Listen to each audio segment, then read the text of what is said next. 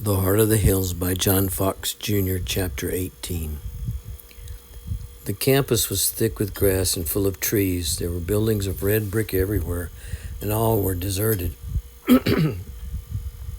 He began to feel that the constable had made game of him, and he was indignant. Nobody in the mountains would treat a stranger that way.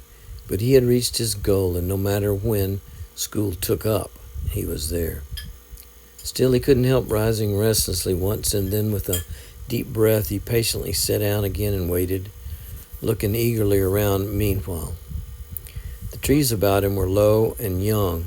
They looked like maples, and multitudinous little gray birds were flitting and chattering around him, and these he did not know, for the English sparrow has not yet captured the mountains.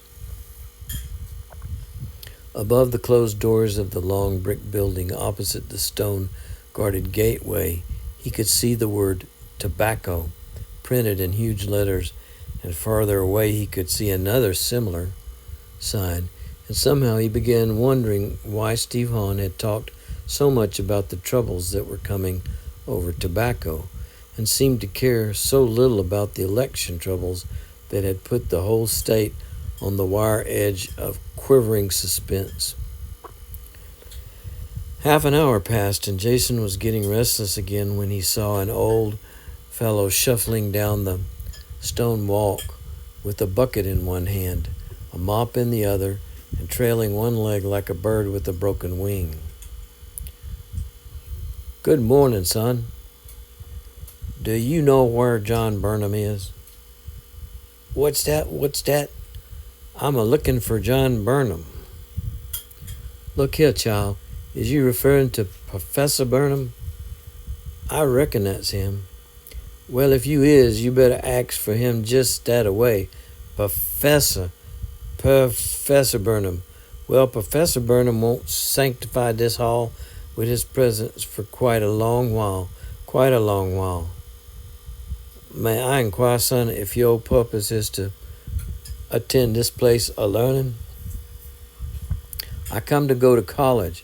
Yassa, said the old man, and with no insolence whatever, he golfed loudly. "Well, sir, looks like you come a long way and certainly got here on time. You sure did. Well, son, you just sit here as long as you please and walk around and come back, and then if you sit here long enough again, you's going to see Professor Burnham come right up these steps." So Jason took the old man's advice and strolled around the grounds. A big pond caught his eye, and he walked along its grassy bank and under the thick willows that fringed it. He pulled himself to the top of a high board fence at the upper end of it, peered over at a broad, smooth athletic field, and he wondered what the two poles that stood at each end with a crossbar between them could be, and why that tall fence ran all around it. He stared at the big chimney of the powerhouse, as tall as the trunk of a poplar in a deadening at home, and covered with vines to the top, and he wondered what on earth that could be. He looked over the gate at the president's house. Through the windows of one building he saw hanging rings and all sorts of strange paraphernalia, and he wondered about them. And peering through one ground floor window he saw 3 beds piled one on top of the other, each separated from the other by the length of his legs. It would take a stepladder to get into the top bed. Good Lord, did people sleep that away in this college?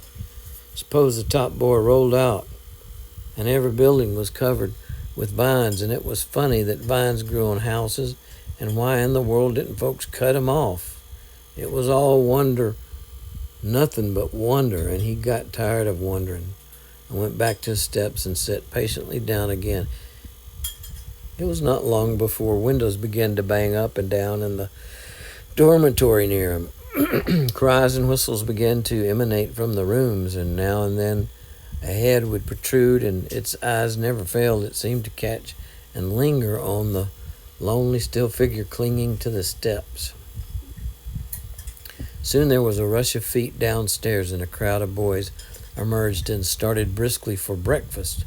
Girls began to appear, short-skirted, with and without hats, with hair up and hair down, more girls than he had ever seen before. Tall and short, fat and thin, and brunette and blonde, students began to stroll through the campus gates, and now and then a buggy or a carriage would enter and whisk past him to deposit its occupants in front of the building opposite from where he sat. What was going on over there? He wanted to go over and see, for school might be taken up over there, and from being too early, he might be too late after all.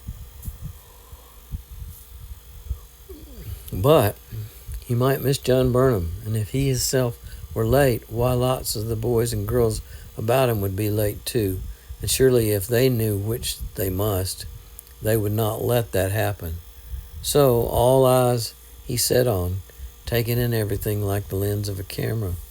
Some of the boys wore caps or little white hats with the crown pushed in all around, and though it wasn't muddy and didn't look as though it were going to rain, each one of them had his breeches turned up, and that puzzled the mountain boy sorely.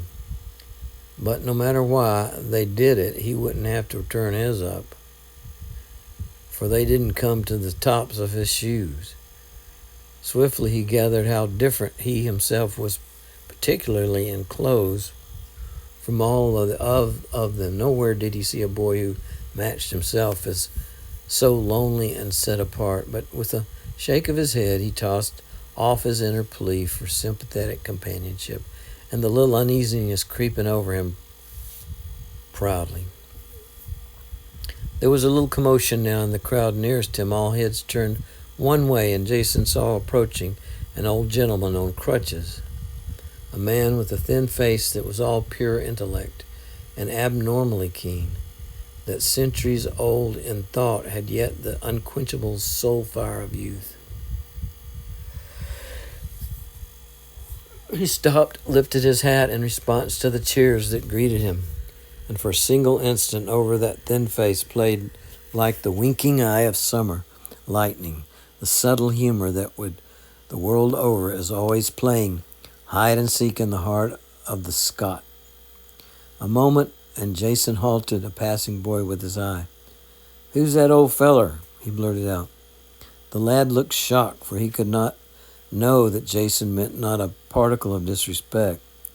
"That old feller," he mimicked indignantly and with scathing sarcasm, "is the president of this university."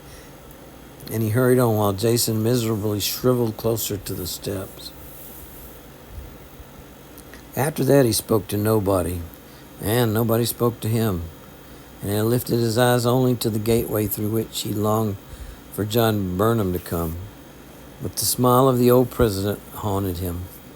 There sat a man on heights no more to be scaled by him than heaven, and yet that puzzling smile for the blissful ignorance and the young of how gladly the old would give up their crowns in exchange for the swift young feet on the threshold. No wonder the boy could not understand.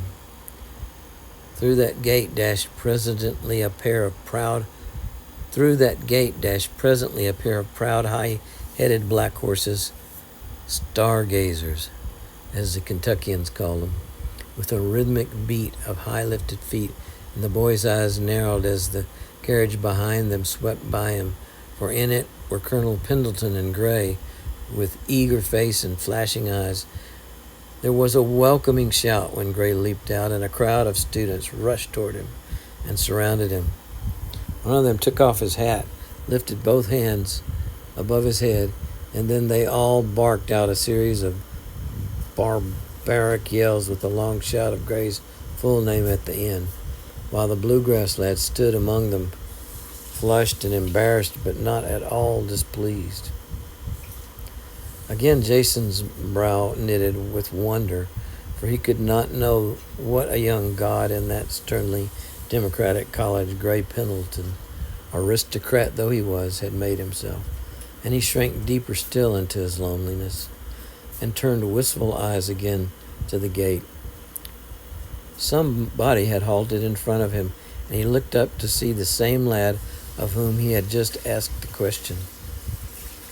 "And that young feller," said the boy in the same mimicking tone, "is another president of the sophomore class and the captain of the football team." Lightning-like and belligerent, Jason sprang to his feet. "Are you poking fun at me?" he asked thickly and clenching his fist. Genuinely amazed, the other lad stared at him a moment, smiled, and held out his hand. "I reckon I was, but you're all right. Shake." And within Jason, won by the frank eyes and winning smile, the tumult died quickly, and he shook gravely. "My name's Burns, Jack Burns." "Mine's Hall, Jason Hall." The other turned away with a wave of his hand. "See you again." "Sure," said Jason, and then his breast heaved and his heart seemed to stop quite still. Another pair of proud horses shot between the stone pillars, and in the carriage behind them was Marjorie.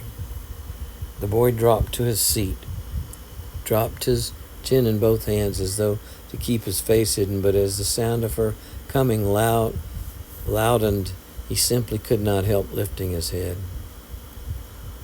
Erect, happy, smiling, the girl was looking straight past him, and he felt like one of the yellow grains of dust about her horse's feet. And then within him a high, shrill little yell rose above the laughter and vocal hum going on around him. There was John Burnham coming up the walk, the schoolmaster. John Burnham, and Jason sprang to meet him. Immediately Burnham's searching eyes fell upon him, and he stopped smiling, measuring, surprised. Could this keen-faced, keen-eyed, sinewy, tall lad be the faithful little chap who had trudged sturdily at his heels so many days in the mountains?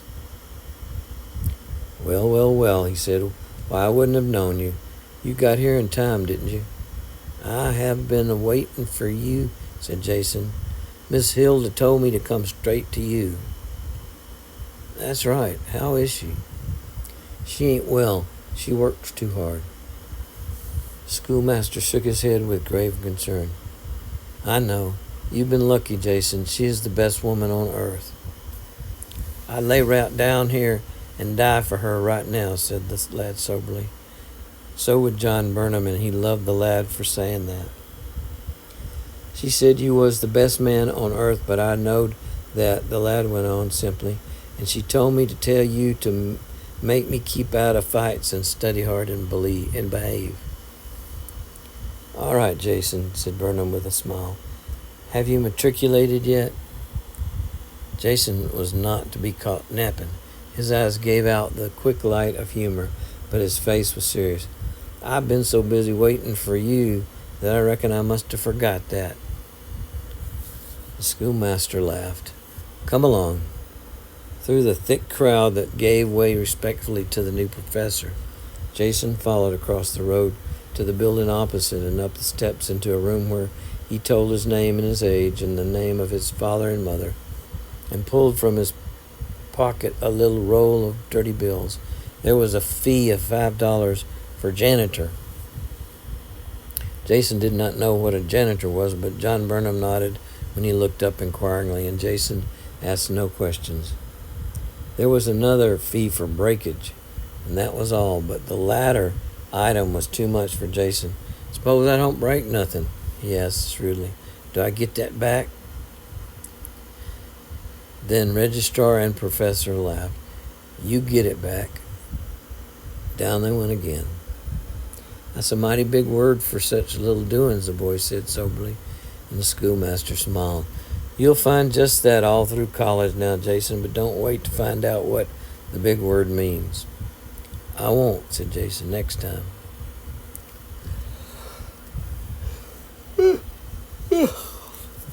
Many eyes now looked on the lad curiously when he followed John Burnham back through the crowd to the steps where the new professor paused.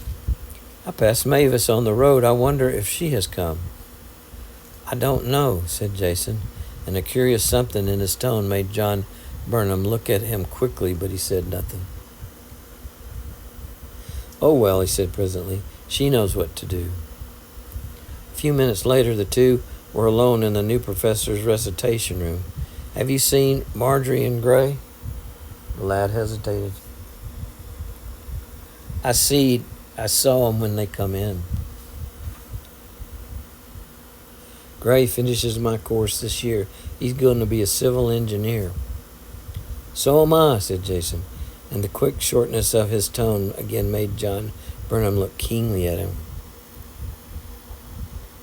"You know a good deal about geology already.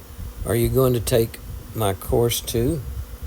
"I want to know just what to do with that land of mine. I ain't forgot what you told me, to go away and get an education, and when I come back, what that land would be worth." "Yes, but," the lad's face had paled and his mouth had set, "I'm going to get it back." Behind them, the door had opened, and Gray's spirited, smiling face was thrust in. "Good morning, Professor," he cried, and then seeing Jason, he came swiftly in with his hand outstretched. "Why, how are you, Jason? Mavis told me yesterday you were here."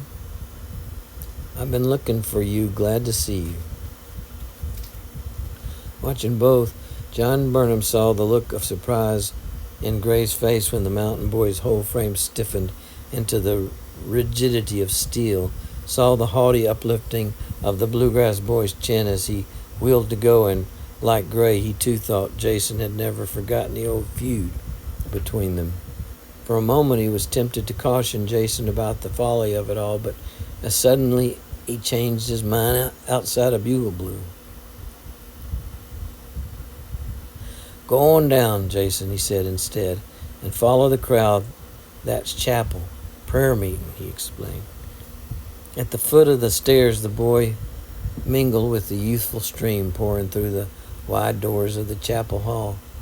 He turned to the left and was met by the smiling eyes of his new acquaintance, Burns, who waved him good-humoredly away. "This is the sophomore corner. I reckon you belong in there." And toward the center, Jason went among the green, the countrified, the uneasy, and the unkempt. The other half of the hall was banked with the faces of young girls fresh as flowers, and everywhere were youth and eagerness and youth. The members of the faculty were climbing the steps to a platform and ranging themselves about the old gentleman with the crutches.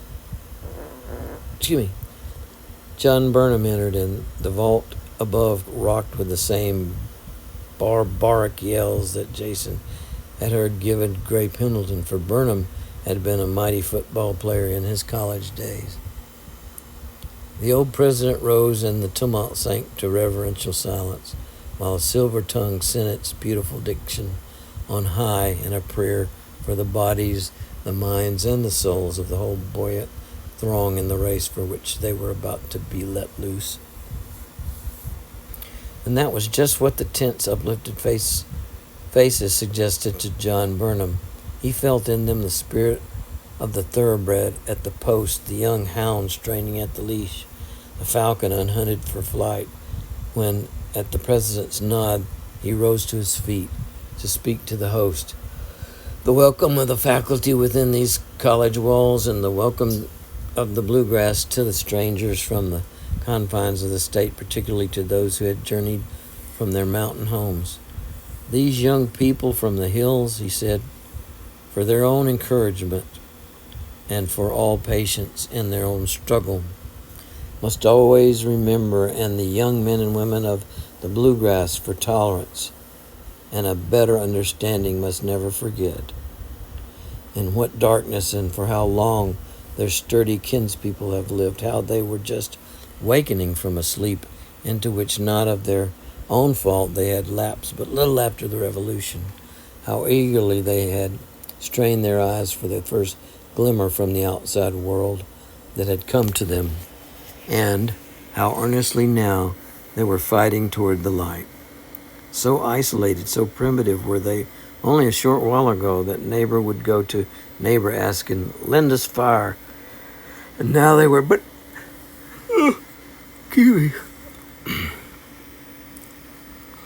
go to a neighbor asking, "Lend us fire," and now they were but asking, out of the outer world, Lindisfarne, and he hoped that the young men and women from those dark fastnesses who had come there to light their torches would keep them burning and take them back home, still sacredly aflame, so that in the hills the old question with its new meaning could never again be asked in vain. Jason's eyes had never wavered from the speaker's face, nor had Gray's, but while John Burnham purposely avoided the eyes of both, he noted here and there the sudden squaring of shoulders and the face of a mountain boy or girl lift quickly, and with open-mouthed interest remain fixed. And far back he saw Mavis wide-eyed and deep in some newborn dream, and he thought he saw Marjorie turn at the end to look at the mountain girl as though to smile understanding and sympathy. A mental tumult still held Jason when the crowd about him rose to go, and he kept his seat. John Burnham had been talking about Mavis and him, and maybe about Marjorie and Gray, and he had a vague desire to see the schoolmaster again. Moreover, a doubt at once welcome and disturbing to him had coursed through his brain. If secret meetings in lanes and byways were going on between Mavis and Gray would hardly have been so frank in saying he had seen Mavis the previous afternoon, for Gray must know that Jason knew there had been no meeting at Steve Holland's house. Perhaps Gray had overtaken her in the lane quite by accident, and the boy was bothered, and he felt rather foolish and ashamed when, seeing John Burnham still busy on the platform, he rose to leave. On the steps, more confusion awaited him. A group of girls was standing to one side of them, and he turned hurriedly the other way. Light footsteps followed him, and a voice called, "Oh, Jason!" His blood rushed, and he turned dizzily, for he knew it was Marjorie. In her frank eyes was a merry smile, instead of the tear that had fixed them in his memory, but the clasp of her hand was the same. "Why, I didn't know you yesterday, did I? No wonder. Why, I wouldn't have known you if I hadn't been looking for you. Mavis told me you'd come. Dear me, what a big man you are. Professor Burnham told me all about you, and I've been so proud. Why, I came near writing to you several times. I'm expecting you to lead your class here." And she took in with frank admiration his height and the breadth of his shoulders. "Gray will want you maybe for the football team." The crowds of girls nearby were boring him into the very ground with their eyes. His feet and his hands had grown to enormous proportions and seemed suddenly to belong to somebody else. He felt like an ant in a grain hopper, or as though he were deep underwater in a long dive and must in a moment actually gasp for breath. And remembering St. Hilda, he did manage to get his hat off, but he was speechless. Marjorie paused. The smile did not leave her eyes, but it turned serious, and she lowered her voice a little. "Did you keep your promise, Jason?" Then the boy found himself, and as he had said before that winter dusk, he said now soberly, "I give you my hand." And as before, taking him literally, Marjorie again stretched out her hand. "I'm so glad." Once more the bugle sent its mellow summons through the air. "And you are coming to our house some Saturday night to go coon hunting? Goodbye." Jason turned weakly away, and all the rest of the day he felt dazed. He did not want to see Mavis or Gray or Marjorie again, or even John Burnham. So he started back home afoot, and all the way he kept to the fields through fear that some one of them might overtake him on the road, for he wanted to be alone. And those fields looked more friendly now than they had looked at dawn, and his heart grew lighter with every step. Now and then a rabbit leaped from the grass before him, or a squirrel whisked up the rattling bark of a hickory. A sparrow trilled from the swaying top of a purple ironwood, and from grass and fence rail and awning meadowlarks were fluting everywhere, but the song of no wood thrush reached his waiting ear. Over and over again his brain reviewed every incident of the day, only to end each time with Marjorie's voice, her smile, with her new quality of mischief, and the touch of her hand. She had not forgotten that was the thrill of it all. And she had even asked if he had kept his promise to her. And at that thought his soul darkened, for the day would come when he must ask to be absolved of one part of that promise, and as on that day he must be up and on his dead father's business. And he wondered what, when he told her, she would say. It was curious, but the sense of the crime involved was naught, as was the possible effect on his college career. It was only what that girl would say, but the day might still be long off. And he had so schooled himself to throwing aside the old deep, sinister purpose that he threw it off now and gave himself up to the bubbling relief that had come to him. That meeting in the lane must have been chance. John Burnham was kind, and Marjorie had not forgotten. He was not alone in the world, nor was he even lonely, for everywhere that day he had found a hand stretched out to help him. Mavis was sitting on the porch when he walked through the gate, and the moment she saw his face, a glad light shone in her own, for it was the old Jason coming back to her. "Mavy," he said huskily, "I reckon I'm the biggest fool in this side of hell, where I reckon I ought to be." Mavis asked no question, made no answer. She merely looked steadily at him for a moment, and then, brushing quickly at her eyes, she rose and turned into the house.